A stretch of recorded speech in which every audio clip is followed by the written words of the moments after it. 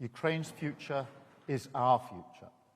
What happens in the weeks and months ahead is pivotal for the security of the United Kingdom and all our allies across NATO and beyond. So we are determined to act now, to dial up the pressure on Putin and finally bring him to the negotiating table in good faith.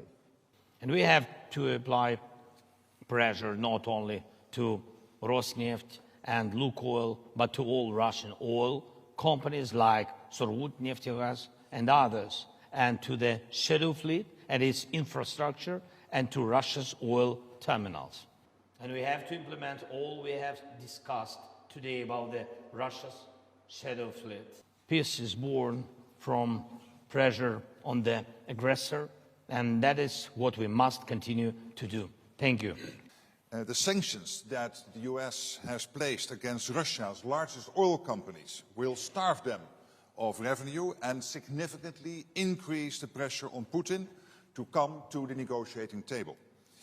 And they show once again that President Trump is absolutely committed to end this war and bring a lasting peace to Ukraine. I therefore welcome the recent announcements by European allies and Canada of additional military aid. In Ukraine, Putin is gaining little ground on the battlefield. And where there are marginal gains, they are coming at a huge price. Hundreds of thousands of Russians are dying for Putin's deluded aggression. Ukraine continues defending itself bravely, and our support to them is working. The truth is that Putin is running out of money, troops and ideas. President Trump said it very well. They should stop where they are now. This week, important measures were taken in the EU and the US, and coordination for further steps we could take is necessary. First of all, on sanctions. It would be good if the EU were to copy the US-UK sanctions against Lukoil and Rosneft. We must also do more to dismantle the shadow fleet systems, and the Netherlands will take its part when it comes to the North Sea. The US will give tomahawks in the end, or is it time for other countries to step up? To Prime Minister Starmer. The idea of letting Russia pay for the damages they have done in Ukraine is the only way forward. Of course, there are some technical questions that has to be answered. There are a lot of details that we have to work on, but first and foremost, this is a political decision and a political choice.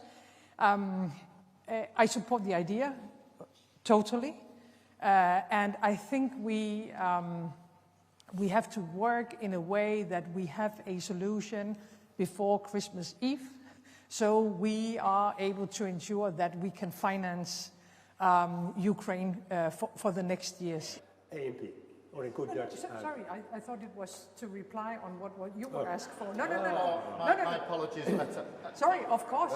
Danmarks Radio. Yeah. No. Thank you very much. Thank you. Thank you. We need to go off in the reverse order. All right.